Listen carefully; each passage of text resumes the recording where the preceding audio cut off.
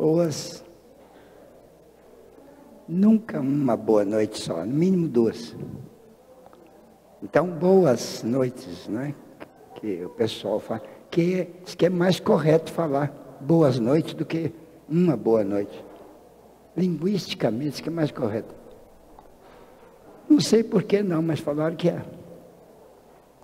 Então, saudações, que Jesus receba as nossas homenagens, a nossa devoção e o nosso afeto agradecido. Porque agora, com a doutrina espírita, nós, falando por mim e por vários outros que eu tenho visto, com a doutrina espírita, nós começamos a compreender um pouco mais Jesus. Porque antes a gente não sabia nada dele. Só aqueles negócios lá da cruz, aquelas coisas que todo mundo fala. Mas aquilo fala o que de Jesus? Quando a gente estudou, descobriu que até o ensino que ele divulgou era muito outro. O processo de salvação que ele ensinou para o povo foi mudado pelos cristãos. Ao invés de... Jesus nunca falou que a salvação, porque ele veio ensinar o caminho da salvação. E ele ia dizer que a salvação se dá pelo derramamento do sangue dele. Ele disse, vocês só serão salvos se eu derramar o meu sangue. Ele ia falar isso. E outra coisa, esse negócio de derramar sangue para limpar pecado é coisa dos judeus, não é coisa do cristianismo. E foi isso que fizeram com Jesus. Falaram que ele derramou sangue para limpar o pecado da humanidade. A gente fica sabendo muito pouco sobre Jesus, né? Quando a gente descobre a grandeza de Jesus, o governador espiritual da terra, um Cristo de Deus, existem outros, muitos, porque o universo é cheio de mundos habitados, cheio de gente em tudo quanto é lugar. E em tudo quanto é lugar do universo, cheio de mundos e cheio de gente lá. Nós não sabendo que tipo de gente é, a gente fala que não é tal qual existe aqui na Terra. Haverá de ser diferente. Porque o fenômeno da vida tem muitas formas, muitas maneiras de se apresentar.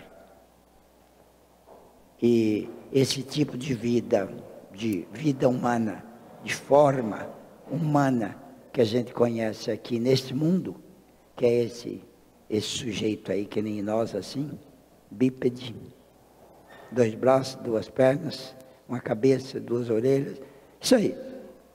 Isso é aqui na Terra. No outro lugar pode não ser assim. Mas como é que pode ser? Não sei dizer como é que é. Eu sei dizer como é que poderia ser, que é o máximo que a gente pode falar. Porque nós não temos nenhuma evidência real da existência de vida fora da Terra. Assim, de forma científica, oficial, não tem nenhuma. Tem indícios de que já vieram aqui na Terra antes, pessoas, seres vivos, seres chamados alienígenas, de outros planetas, tá? Indícios, mas demonstração assim não tem. Então a única certeza que existe é que vida é só aqui na Terra. Agora, a ciência é que especula que com tantos planetas aí no universo, só na Terra teria gente. Que tipo de planeta magnífico é essa Terra, que é o único lugar do universo que mereceu ter vida, seres vivos.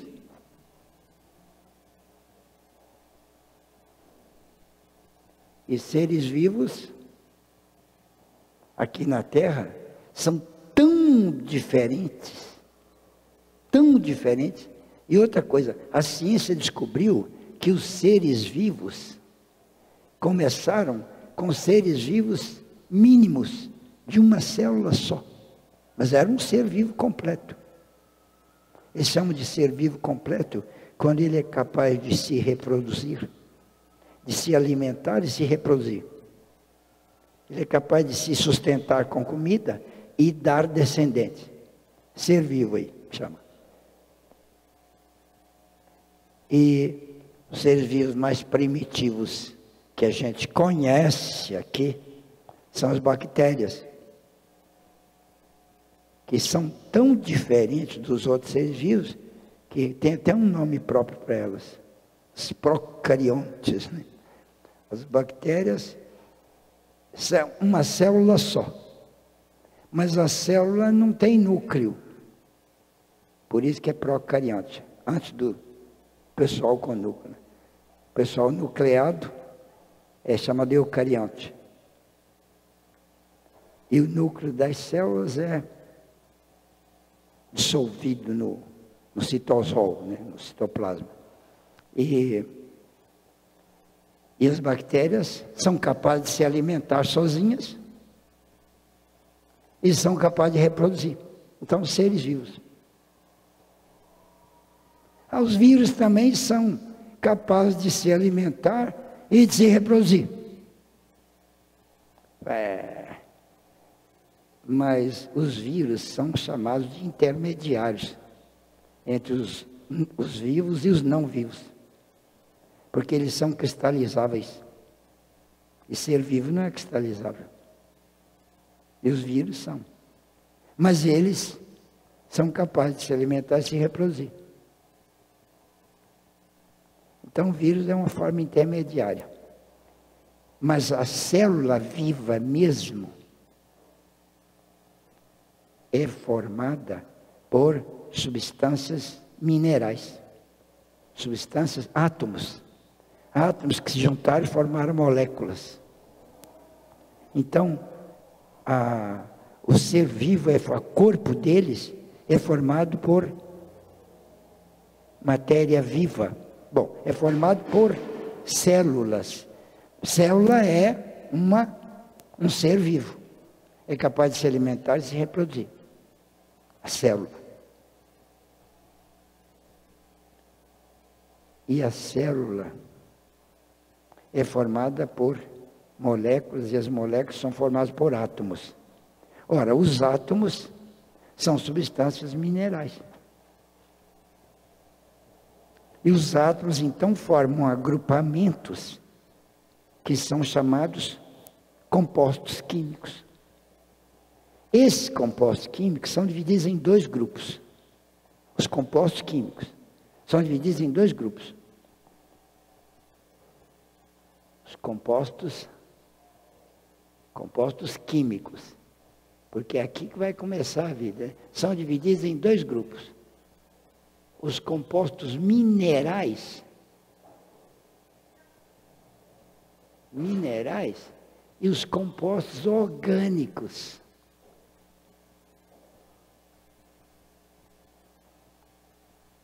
Orgânicos, né, que tem órgãos.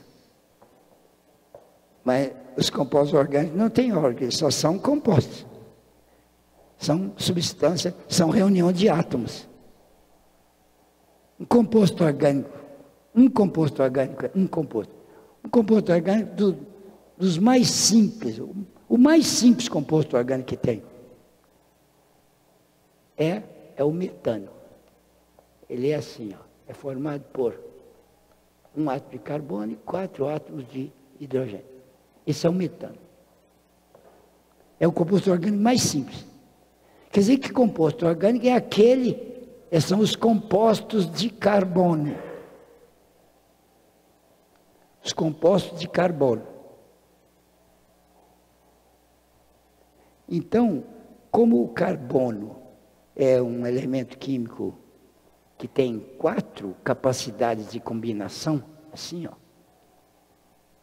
Então ele se combina com outros elementos químicos através de pares de elétrons. Então, os compostos orgânicos não são compostos vivos. São minerais, ou seja, eles são não vivos. E as moléculas orgânicas? É só molécula de metano. Agora, o carbono se combina com ele mesmo. 2 átomos. E agora, aí são as ligações livres. Pode ligar aqui hidrogênio. Bom, tem 4 elementos químicos, que é o carbono, o hidrogênio, o oxigênio e o nitrogênio. Estes 4 aqui são chamados organógenos, porque eles é que formam as moléculas.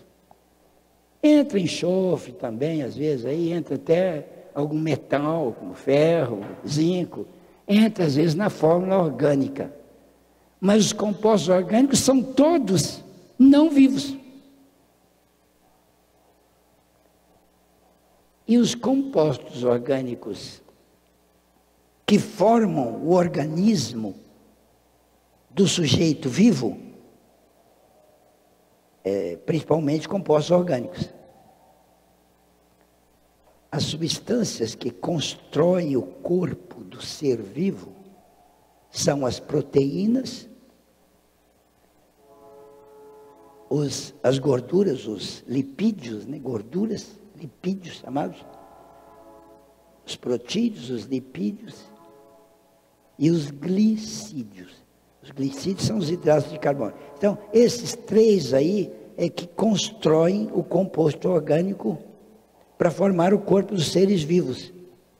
E eles são todos não vivos. E uma proteína é não viva. Mas a proteína do corpo da gente é não viva. O que é vivo é a célula.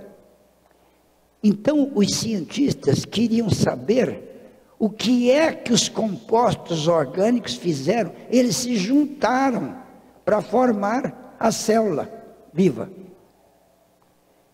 Todos os compostos químicos formados pelos elementos organógenos e mais alguns outros que entraram para auxiliar a molécula. Aí entra também principalmente que vai entrar o enxofre, vai entrar o fósforo, né? O enxofre é S. Esses nomes vêm do latim, né? Por isso que fala enxofre, escreve S. Porque em latim é sulfur, aí é com S. E esse aqui é fósforos, com PH. Então é por isso que é com P. Então, estes aí, todos são chamados não metais. Os não metais é que formam os compostos orgânicos.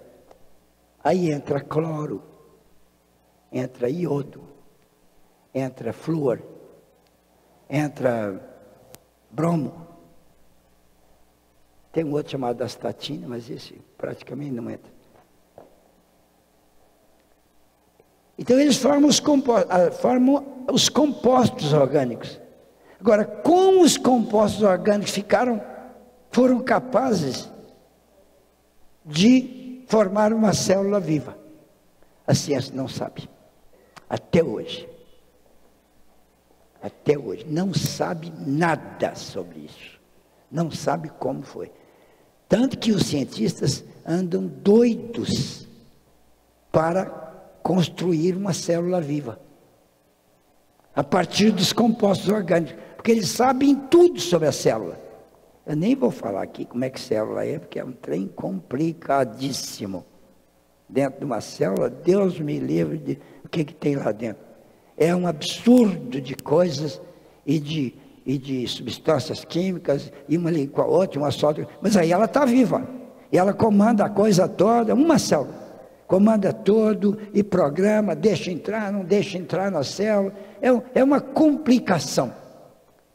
Os cientistas que estudam isso, falam assim, mas como é que pode uma célula comandar tudo desse jeito aí? É porque ela está viva, todos eles sabem. Então tem uma energia vital que a ciência sabe que deve existir um algo que vivifica a célula, porque eles estão com todos os compostos lá, prontinhos, junta tudo direitinho e não formam a célula viva. Está faltando um troço que forneça a vida. Interessante é que a ciência é materialista. A ciência não acredita que a vida foi formada por uma inteligência. Ou seja, que a vida, que a célula foi criada por uma inteligência que planejou e criou. A ciência não aceita isso. Bom, não é a ciência que não aceita, não. É a maioria dos cientistas. Mas hoje em dia, está crescendo muito dentro da ciência, uma corrente muito forte. Está todo mundo questionando. Quem sabe que a gente podia lançar como hipótese explicativa da vida a existência de uma inteligência externa que criou. A ciência fala, não. Os outros falam, não, isso não está fora. Não vamos mexer com isso. Não mete criação na história, não. Porque tem duas hipóteses para explicar a vida. É a hipótese evolucionista e a hipótese criacionista. Sabe qual que o Espiritismo adota? O Espiritismo não é ciência, hein? O Espiritismo não é ciência. O Espiritismo é uma filosofia que tem consequências, né? Tem base científica, tem um aspecto científico, quer dizer, adota o processo científico para explicar o seu mecanismo. Ora, adotar a ciência não quer dizer que é uma ciência. O Espiritismo não é uma ciência. Porque para ser ciência exige uma opção de coisa. Mas a principal coisa que exige é uma instituição mater que determina as coisas que acontecem dentro daquele estudo, daquele conhecimento, que vai ser uma ciência. Tem que ter uma instituição que determina se é científico ou não, e quem é que pode caber ali dentro ou não. E o Espiritismo não tem isso. Não tem instituição que comanda, que decide. Se fosse uma ciência, tinha que ter uma instituição que determine quem é espírita. Né? Você só seria espírita se a instituição Espiritismo determinasse que você é. Você cabe lá dentro porque cumpre o protocolo. Isso acontece com a ciência. Por exemplo, um médico, um professor, um dentista, porque essas aí são categorias científicas. A medicina é uma ciência, a odontologia é uma ciência, né?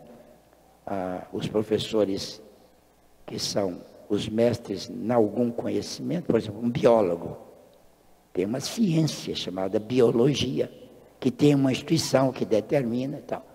Então, o médico só é médico se ele receber um diploma, porque ele fez um curso oficial, depois recebeu uma graduação, uma documentação oficial. Isso vale para todas as ciências. O Espiritismo não tem isso. Então, não é uma ciência. Um médico não pode exercer medicina se ele não estiver autorizado pela instituição. Um professor não pode dar aula se não estiver autorizado pela instituição. A arquitetura, o dentista, todas as ciências, né? Todas as ciências que determinam quem são os seus seguidores, os seus fiéis. O Espiritismo não é assim. Não tem essa instituição. E a espírita é quem decide achar que é e pronto. E ninguém manda, não tem instituição nenhuma que decide quem é espírita. Não tem nada disso. Então não é uma ciência. Bem, então sabe o que é o Espiritismo? Porque tem duas correntes para explicar o mecanismo da vida. É a hipótese criacionista e a hipótese evolucionista. Essas duas formam, cada uma forma uma teoria, que é a teoria evolucionista e a teoria criacionista. De acordo com a teoria criacionista, existe um ser, inteligência suprema, que criou a vida. E a hipótese, a teoria evolucionista fala, não existe ser inteligente nenhum que criou nada. A vida apareceu casualmente, por meio de fenômenos físicos e químicos. Aí a vida aqui na Terra apareceu como? Apareceu porque tinha muita água, tanto que os cientistas da Terra vivem procurando água aí em tudo quanto é planeta. Se tiver água lá, água líquida, porque água em gelo tem, água sólida, mas água líquida, quer dizer, se lá tiver uma temperatura que permite que a água seja líquida, naquela água vai aparecer seres vivos. Essa é a teoria materialista, é a teoria evolucionista. Sabe o que o Espiritismo aceita dessas duas? Ele aceita as duas. Ele acha que a evolução existe sim, mas a vida foi criada, coisa que a ciência não aceita. O Espiritismo aceita. Aceita e outra coisa, os cientistas espíritas estão fazendo um barulho danado dentro das universidades, mostrando que tem que admitir uma hipótese da inteligência criadora, porque senão não tem jeito de explicar o aparecimento da célula. Gente, estudando célula agora, à luz das duas teorias, é impossível a existência da célula sem uma inteligência criadora. Impossível. Os fenômenos, porque os fenômenos que acontecem dentro da célula são tão complicados, e outra coisa, se repetem. É o tempo todo que esses fenômenos são tão complicados que não dá para ser ao acaso. Não dá para ser. Bom, eu não estou querendo entrar nisso aqui, mas dá até vontade de mostrar o DNA, como é que o DNA, né, é formado, que é o que contém o processo da evolução, o processo que determina a existência do ser vivo, determina a replicação e determina... Então, o DNA são duas fitas de bases púricas e pirimídicas. Bom, se for falar nisso, vai longe, né? Ou, vai longe não, eu apanho antes de chegar no meio do caminho. Mas isso aí é o processo biológico, mas ali naquelas cadeias do DNA, aquelas bases púricas e pirimídicas, ali é tão complicado aquilo, que é uma base atrás da outra assim, ó, e não pode mudar aquilo ali, e elas se soltam e tal, e catam uma outra e tal, e a outra vem e encaixa, é igual fabricar um carro, só que é muito mais complicado que fabricar um carro, mas para fabricar um carro, vocês já viram no cinema, aqueles robôs, como é que eles fazem? Ele vem e tal, faz uma volta e entra com um parafuso, uma porca lá, Quer dizer, o robô faz aqueles negócios ali, fica fácil fazer o carro, né? Vem, faz uma coisa, o outro vem, já faz uma solda. Quer dizer, acontece isso dentro da célula, mas é muito mais complicado do que fabricar o carro. E fala que aquilo é por acaso? Não tem jeito. Aí os cientistas fizeram cálculos para saber qual é a probabilidade de formar uma célula daquele jeito, por acaso. Então eles aplicaram as equações matemáticas para calcular a probabilidade. E chegaram à conclusão que para haver uma sucessão de eventos, de acontecimentos, iguais àqueles que acontecem dentro da célula, por acaso, esse vem, aquele vem, precisa disso, precisa daquele, precisa de um outro, precisa não sei o que, o outro, mas é tão complicado que para acontecer por acaso, a probabilidade é 1/10 elevado a 1000. 1/10 elevado a 1000 é assim, ó. 1/10 elevado a 1000. Aqui, ó. Potência. 10 elevado a 1000 é 1 com 1000 zeros. 1000. Aqui, ó. 1000 zeros. 1000. 1000 zeros. Ou seja, para acontecer este evento uma vez, é preciso de haver esse número aqui de tentativas. Esse número aqui ninguém sabe ler. Ele não tem nome. Esse número aqui, ó. Quer dizer, aqui é esse número. Agora, dividir 1 por esse número aqui, vai dar 0,1000 zeros. E lá adiante 1. Isso em estatística é chamada probabilidade impossível. Na matemática. Ou seja, não acontece. Eles provaram que a célula não pode acontecer por acaso. Dentro da célula. A ciência já sabe disso. E agora a ciência, os cientistas estão gritando em cima disso e estão apertando o cerco. Forçando a barra para os congressos internacionais chegarem à conclusão que é preciso admitir uma hipótese da inteligência criadora. Como hipótese.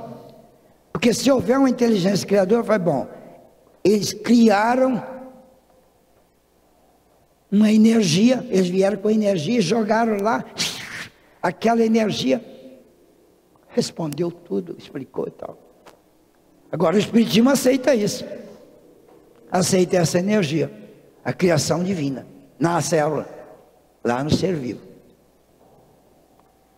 Inclusive tem livro espírita falando isso. Emmanuel tem um livro que deu nome a este centro aqui, ó. O livro chama-se A Caminho da Luz. Esse é um dos livros mais importantes do Espiritismo. O que o Emmanuel fala lá sobre a vida, ele fala até que, quando estava tudo preparado, os emissários divinos vieram e semearam a vida. Quer dizer, eles jogaram a energia vital. A partir dali, a célula fez todo aquele negócio e, inclusive, é capaz de se replicar. Ou seja, se dividir, a célula faz assim, ó. Ela faz assim, ó. Ela é assim, ó. Ela faz assim, ó. E faz assim, ó. Se estrangula, separa duas. E essa aqui é igual, e essas duas aqui, ó, são iguaizinhas à outra, de onde elas saíram.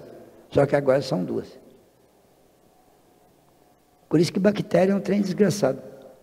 reproduz assim, rapidamente. Bota uma bactéria lá, faz duas, 4, 8, 16, 32, 64, 128, e vai por aí afora.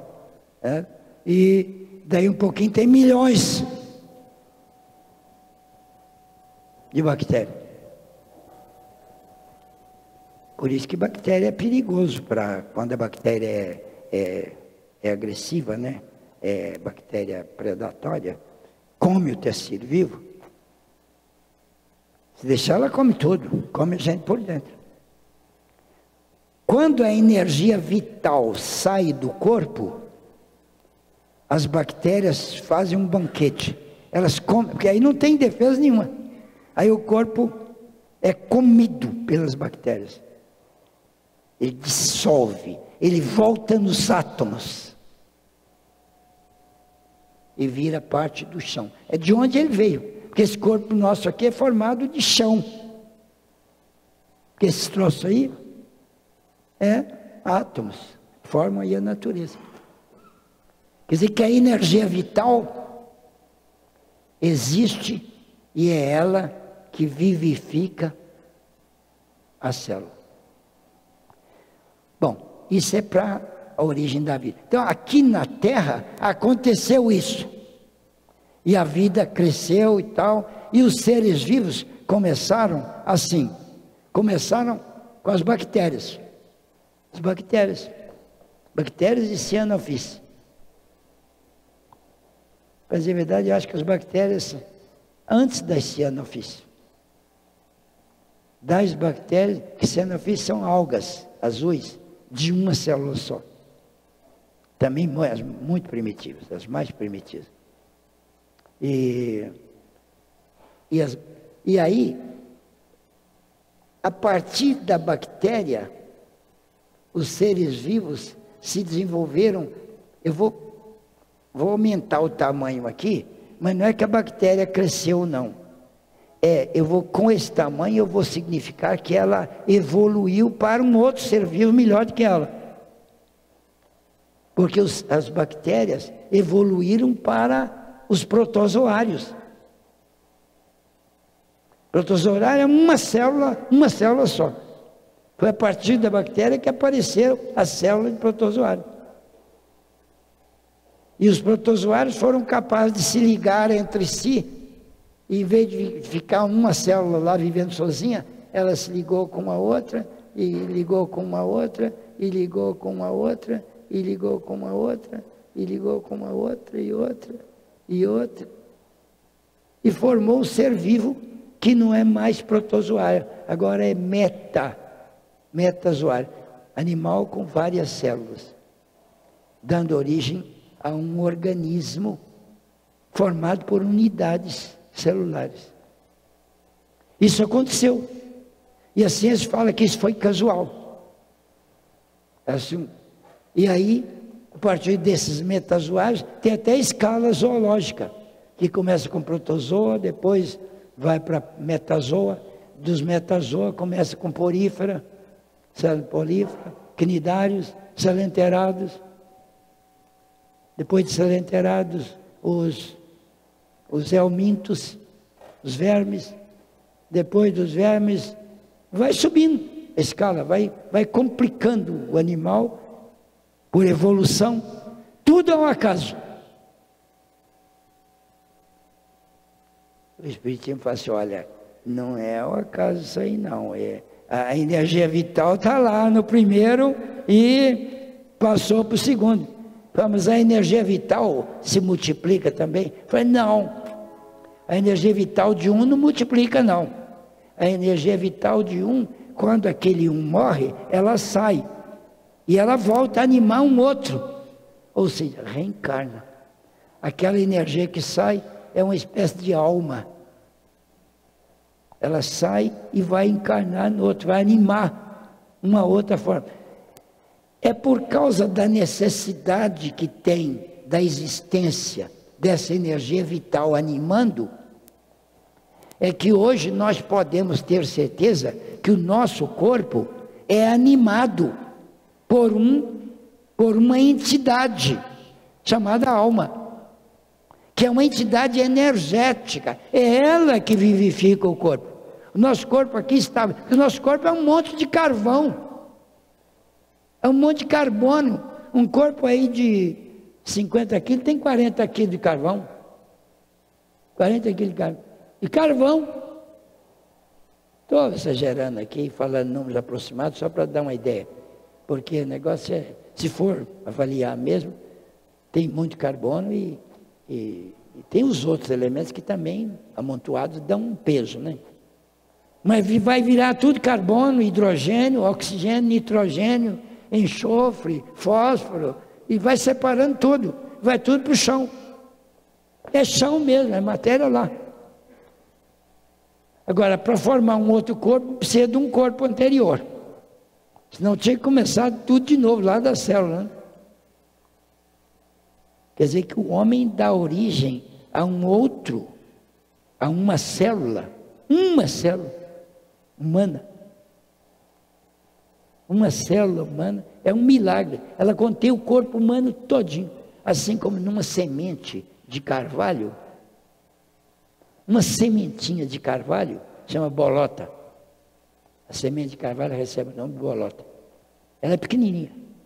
Ali dentro daquela semente tem a árvore toda. Carvalho é uma das árvores maiores que tem no mundo, né? Ela cresce, tal, cresce 100 metros de altura, lá é um absurdo. E lá naquela árvore grandona começou numa célula daquela. Quer dizer que ali naquela célula tem o mapa que vai construir a árvore. Então, numa célula humana chamada ovo, célula ovo, que é formada pela união de uma célula masculina com uma célula feminina, elas duas se juntam e formam uma célula só. Esta célula aqui, o ovo, ou zigoto, esta célula contém o mapa de todo o corpo humano. E na hora que aquela célula vai se desenvolver, ela está seguindo um modelo de um mapa. Quer dizer que o mapa está escrito na matéria, no DNA. O mapa é o DNA. Mas como é que estas células se dividem? Isso não é mais o mapa que faz, é a energia vital que faz. Isso quer dizer que se botar no laboratório, eles já fizeram isso. Fecunda um óvulo, põe lá no laboratório e bota alimento, a célula se divide. Ela começa o processo de segmentação, de divisão celular, processo embriogênico. Ela começa e vai indo. Vai indo, tal. Daí uns dias ela fraqueja e morre. Ela não vai adiante. Agora, uma célula sozinha, que não é o zigoto, ela se alimenta e vai embora. Teve um cientista chamado Harvey, ele conservou uma célula de embrião de galinha 28 anos. Mais tempo do que a galinha vive. Quantos anos vive uma galinha? E morre de velha? Não passa de 10 anos. Galinha nenhuma chega a 10 anos. Pois bem, aquele lá levou a célula do coração de embrião de galinha 28 anos. E foi mais porque ele parou. Senão ia mais. Mas quando a célula é fecundada, ela não vai adiante no laboratório. Não vai por enquanto, eles vão conseguir fazer. Vão descobrir um jeito. Até o Chico Xavier falou sobre isso numa pergunta que fizeram para ele. O senhor acha que poderá ser formado o bebê de proveta futuramente? Falou para o Chico. Na televisão, ele falou, chamado Pinga Fogo. Aí ele falou assim, vai sim, vai, claro que sim. Eu disse, mas como é que é isso? Como é que a ciência não consegue agora? Ele disse, é que a célula fecundada com o espírito que encaixou, Se não houver a mãe ali, o espírito nem vem. Então o embrião morre. Mas se houver uma mãe, mas como uma mãe no laboratório assim? As mães vão ter que fazer um sacrifíciozinho de ficar lá no laboratório. Não precisa ficar o tempo todo, mas é para você passar algumas horas lá todo dia. Fazendo o quê? Amando. Está lá um tubo de ensaio, uma proveta lá, um aparelho vidro lá, contendo o embrião, com o alimento, tudo direitinho lá, e a mãe aqui fora amando. Senão, ele morre lá dentro.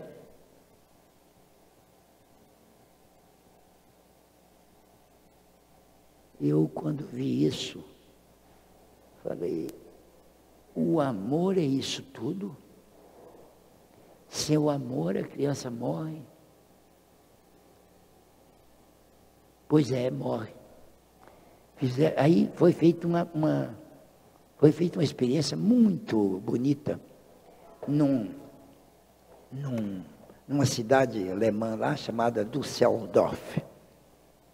Assim, um laboratório lá, na universidade, o pessoal entendeu de pesquisar isso, faculdade de medicina, e hospital, crianças internadas. Então, os médicos pesquisadores selecionaram 2 grupos de crianças, com 30 crianças cada grupo. Um grupo A e um grupo B. 2 alas do hospital, uma ala aqui contendo o grupo A, na outra ala o grupo B. E agora eles trataram, as crianças eram com diferentes, crianças pequenas, né? Eram crianças com diferentes deficiências, diferentes, com doença. Só que eles arrumaram um jeito de separar 30 aqui, estatisticamente igual às 30 de lá. Estatisticamente igual, quer dizer, se tiver uma aqui com gripe, tem uma lá com gripe. Se tiver uma aqui que tem pneumonia, tem uma outra lá com pneumonia. Se tiver uma aqui que é deficiente de crescimento, tem uma outra lá assim também. Não quer dizer que são crianças iguais, mas estatisticamente iguais. E o grupo era estatisticamente igual. E eles não precisaram de fazer um grupo de controle, porque aquele grupo de cá já era o controle. A experiência era só com um dos grupos. O outro era o controle. Então, e agora, os médicos trataram de igualar completamente o tratamento. Quer dizer, eram os mesmos médicos, só os mesmos. O tratamento foi 6 meses. Durante 6 meses, os mesmos médicos, no mesmo horário. Ele vinha de manhã, atendia ali, e ia lá, atendia lá. Os mesmos médicos, as mesmas enfermeiras, as mesmas moças que limpavam o chão, era igualzinho, não pode ter diferença nenhuma. Tudo igual. Só uma diferença. Essa diferença foi uma senhora conhecida na cidade como muito amorosa. Ela foi contratada para trabalhar lá 6 meses, e o único serviço dela era ir naquela ala, só naquela, na outra ela não ia, que era a única coisa que tinha de diferente, e ela ia agradar as crianças, ou seja, dar amor. A pesquisa era ver se o amor influenciava alguma coisa ou não. E aí as crianças foram tratadas daquele jeito lá. A experiência começou e a mulher vinha todo dia e ia de criança em criança, eram 30. Ela passava o dia inteiro lá, brincava com um, brincava com o outro, pegava um no colo, fazia gracinha, fazia cosquinha no outro, e ria, e brincava, e voltava, com os 30. A única coisa diferente que tinha era isso. O negócio dela era dar amor. E depois de 6 meses, eles mediram 40 parâmetros. Eu não vou saber quais são esses 40. 40 parâmetros. 40 índices. Mediram o sangue, mediram isso, mediram o impulso, mediram o crescimento, mediram o aproveitamento, mediram a recuperação, mediram o diabo a 4 lá, que médico sabe. 40 parâmetros diferentes. Pois bem, nos 40, tinha o grupo B e o grupo A. O grupo B foi o que a mulher visitou. Ou seja, nesse aqui tinha tudo mais amor. E esse tudo aqui é o tratamento. A melhor medicina possível para atender aquelas crianças. Estava tudo aqui. E essa de cá tinha tudo. Ponto. Tinha mais nada. Só tudo. Bom, quem tem tudo não precisa mais nada, né?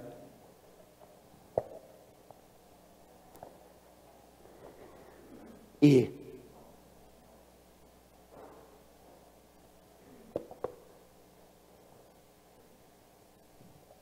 tudo.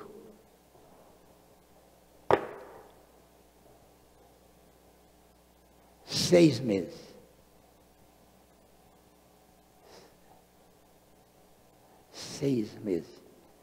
Pois bem, neste grupo aqui, os 40 índices avaliados estavam muito melhores no grupo B do que no grupo A. Os 40, porque não teve nenhum que esse grupo aqui era melhor do que aquele. Nenhum dos parâmetros. Todos aquele lá, e alguns eram tão maiores que chegavam a ser escandalosos. Desenvolvimento motor, desenvolvimento social, desenvolvimento não sei o quê, desenvolvimento não sei o quê, 1000 coisas. E outra coisa, nesse grupo aqui morreram 6. Naquele lá não morreu nenhum. Como é que morreram 6? Eles não eram estatisticamente iguais? Falei, eram. Ou aqui tinha doente mais grave? Falei assim, não, era rigorosamente igual. O que tinha pneumonia aqui morreu, o que tinha pneumonia lá sarou. Ah, mas isso é coincidência assim. É, pode ser. Mas 40 índices. Aí a universidade atestou que a diferença se deveu ao amor que a mulher deu lá. E eles então fizeram um relatório de conclusão, onde a conclusão final era a seguinte: o amor salva a vida. Sem amor, a pessoa morre. Então, se você está pensando em ter filho algum dia, você prepara muito amor, senão ele vai morrer. Mas não precisa preparar não, basta botar uma mulher lá para ser mãe dele, pronto. Se ela não for psicopata, né, porque às vezes ela é doente, às vezes ela é tão doente que... Mas aí, ela não é culpada, coitada, é psicopata. Psicopata tem um desarranjo cerebral que impede a pessoa de sentir. Então, se ela não for assim, for normal, ela vai amar. Por pior mãe que ela seja, ela vai amar. E o amor salva o filho dela. Se não tiver amor, ele morre.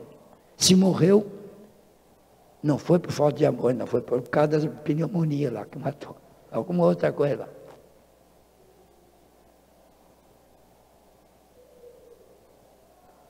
E aí a gente entende por que o Chico Xavier falou aquele negócio lá, que o bebê de proveta vai ter, a medicina vai aperfeiçoar isso, bastante.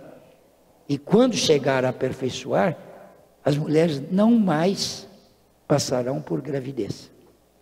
E o Chico falou isso, a mulher merece, chega de sofrer. A mulher não é a única responsável pela produtividade da vida. E é só a mulher que paga o pato, né? Só ela que fica grávida. E ela fica grávida. E durante a gravidez, ela se altera. Ela perde índices consideráveis de saúde, para o lado dos ossos, para o lado da estética.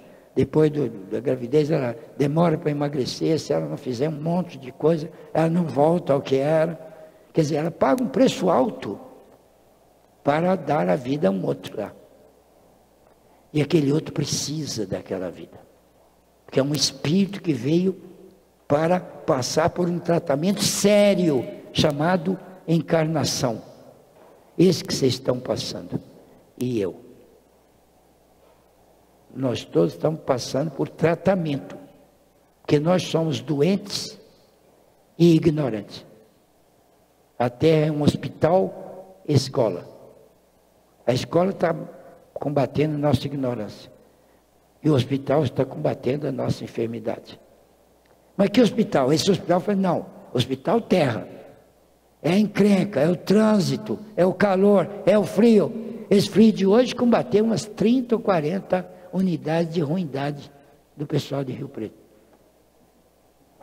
Vocês hoje ficaram livres de umas 30 coisas. De tanto frio que fez aqui hoje. Eu devo ter ficado livre de umas 80, porque eu passei mais frio. Fiquei em casa sentado o dia inteiro e passei um frio formidável. Gelou tanto que eu vesti umas 18 roupas. E de 15 em 15 minutos eu ligava um aquecedor para recuperar, senão eu morria. Não tinha mãe nenhuma lá para me amar. Negócio de mãe para amar é uma beleza, né?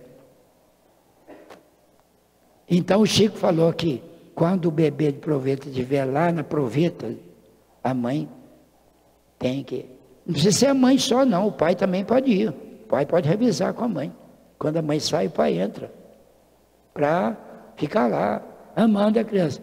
Não pode chegar lá e ligar o telefone e ficar no WhatsApp lá, não. Porque aí a criança morre lá, não. Você tem que ficar vibrando nele lá. Olhando para ele, brincando, contando historinha. Vai contando historinha e fala, negão, tem um espírito lá. Ele está escutando o que você está falando. Ah, isso é uma outra pesquisa médica interessante que fizeram. Crianças de 2 meses de gestação entendiam tudo que acontecia lá de fora da mãe lá. Tudo. Pesquisas revelaram isso.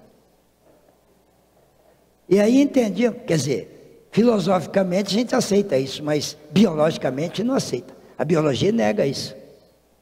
Olha só, assim, impossível.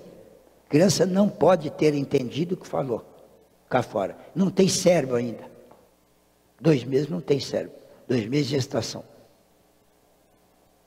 Não tem cérebro. Sabe que o cérebro vai custar formar? Vai terminar de formar o cérebro lá para os 18 anos, por aí. 18, 20 anos. Se pegar um adolescente e der maconha para ele dos 10 aos 20 anos, cigarro de maconha,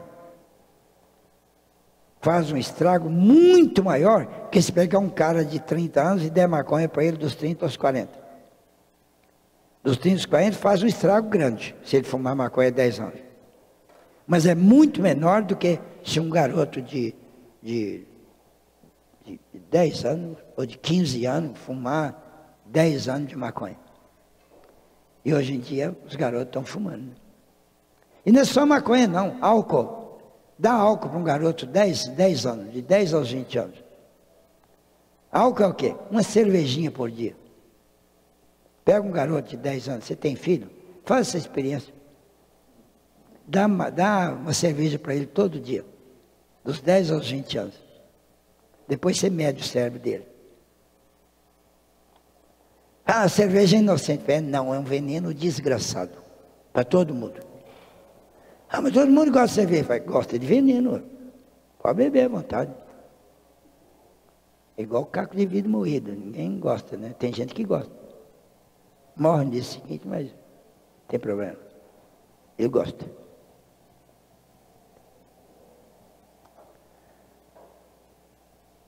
Então, gente, existe a necessidade de um Criador, de uma inteligência criadora.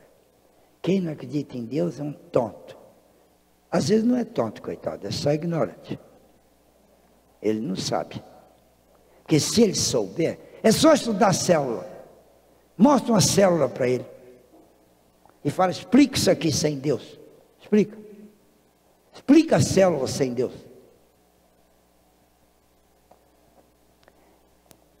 Eu ia falar um negócio, mas não vai dar tempo. Já são 9h05. Já estamos acabando. Mas uma pitadinha só. O universo, tem gente por aí. Mas como é que você sabe que tem? Tem que ter. O universo tem que ter gente. Está habitado. A vida não é só na Terra. Sabe por causa de quê? Vamos fazer um raciocínio aqui. Aqui, ó, é a galáxia da Terra. Onde está a Terra? A Terra, sabe onde que ela está? Aqui assim, ó. Não, verdade, acho que essa de fora aqui, ó.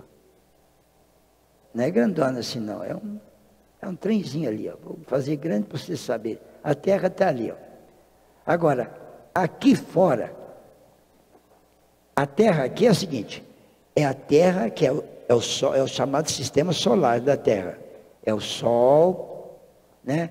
É Mercúrio, Vênus, Terra, Marte, Júpiter, Saturno, Urano e Netuno. 8. Então o Sol é aqui. Então, aqui, esta é a estrela, é o Sol. É aquele que é visível no céu. Nós vemos grandão porque nós estamos pertinho. Bem pertinho. 150 milhões de quilômetros. Daqui lá. Mas é pertinho. Até aqui em Urano, onde o Sol parece... Para ver o Sol lá de Urano a olho nu é difícil. Olha só, de tão longe que está. Mas o Sol ainda está atraindo Urano e ele está girando em volta do Sol. E é alimentado pela energia do Sol. Bom, este é um sistema solar. Sabe quantos desses tem aqui na galáxia? Da Terra. Uma galáxia. Tem. Bom, os cientistas falaram antes, quando eu estava, era 100 bilhões de estrelas. Quando eu estava lá no ginásio. Depois, quando eu estava no colegial, eles já estavam falando que eram 150 bilhões. Depois, no curso médio, era 250 bilhões. Quando eu entrei na faculdade, eram 300 bilhões. Quer dizer, eles iam descobrindo mais. Sabe qual é o cálculo hoje? 1 trilhão. Hoje. Para a quantidade de estrelas que tem aqui. Eles ainda estão. Tem gente que está falando 200, 300 bilhões e tal, 400 bilhões. Teve um astrônomo outro dia que falou que era 500 bilhões. Um outro veio e falou que era 700 bilhões. 1 trilhão agora. Eu acho que é mais de 1 trilhão, sabe? Porque está aumentando sempre, né? À medida que eles descobrem. Pois bem, 1 trilhão de estrelas. Sabe o que é 1 trilhão? Você não sabe o que é. Você sabe falar essa palavra. Eu não tenho tempo para explicar, mas na próxima eu vou começar com isso. Mostrando o que é 1 trilhão. De hoje a 15 dias. Explicou o que é 1 trilhão.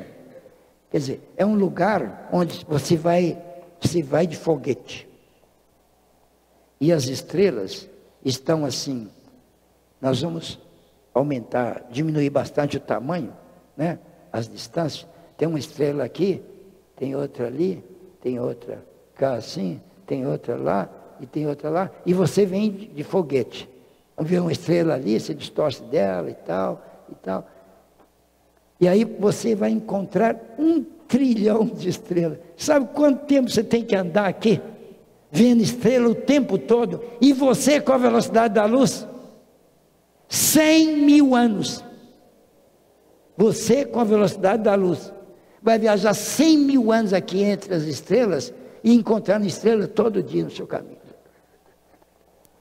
100 mil anos para terminar de atravessar a galáxia nossa aqui, ó. A nossa galáxia, daqui até lá, ó. Você está aqui, né? Ó. Você vai daqui até lá, assim, ó. Você vai encontrar, isso aqui é 1 trilhão. E outra coisa, você está indo numa reta, hein? Para lá também é a mesma coisa, para lá é a mesma coisa, quer dizer, é 1 trilhão. Isso é uma galáxia. Sabe quantas dessas tem no universo? Galáxia de 1 trilhão. A próxima galáxia que tem é maior do que essa. Porque quando essa aqui tinha 200 bilhões, Andrômeda, que é a próxima, Andrômeda, né? A próxima galáxia, conjunto de estrelas. Lá era 1 trilhão. Agora aqui é 1 trilhão, lá deve ter uns 3 trilhões por aí. Sabe quantas dessas? Aqui são 2 galáxias. Sabe quantas dessas tem por aí?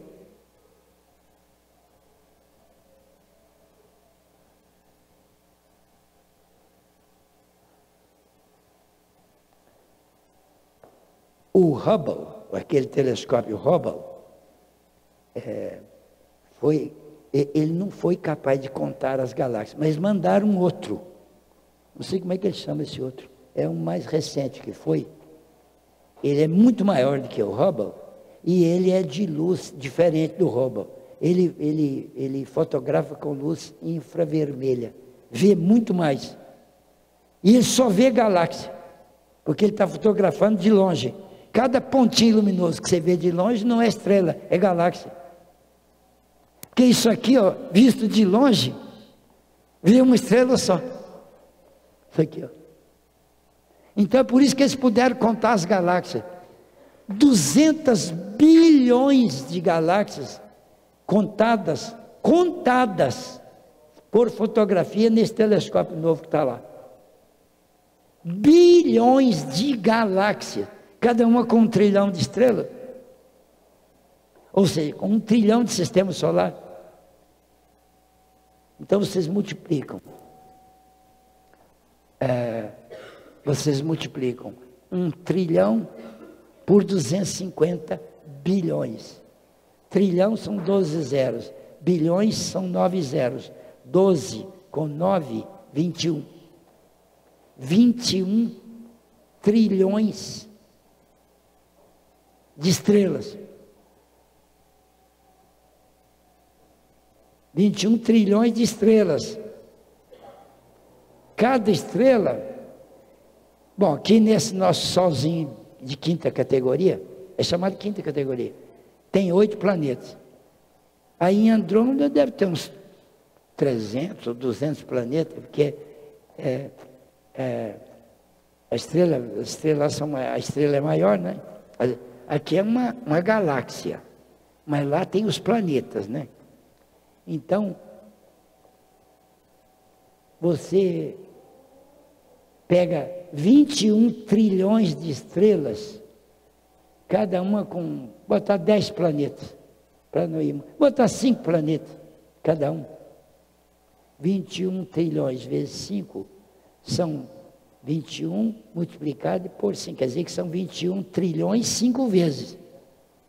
21 trilhões 5 vezes, multiplica 21 por 5, dá 125, né? Dá 105. 105. 105, o quê? Trilhões de planetas. E só a Terra tem gente. Agora dorme com essa. E eu vou embora. Vocês também vão. Quero desejar a todos uma noite muito tranquila. Desculpe fazer uma palestra científica. De vez em quando precisa, não precisa? Uma científica. De vez em quando precisa, né? O pessoal não, mesmo que seja mais difícil um pouquinho, de vez em quando precisa para poder dar uma ideia. E outra coisa, a moral é religiosa, né? Porque a nossa conclusão é que Deus tem que existir. É impossível não existir, porque não tem jeito de acontecer isso aí sem uma inteligência criando. Não tem jeito. Não, é impossível. É 10 elevado a 1000. 1 sobre 10 elevado a 1000. Não tem jeito. Hein?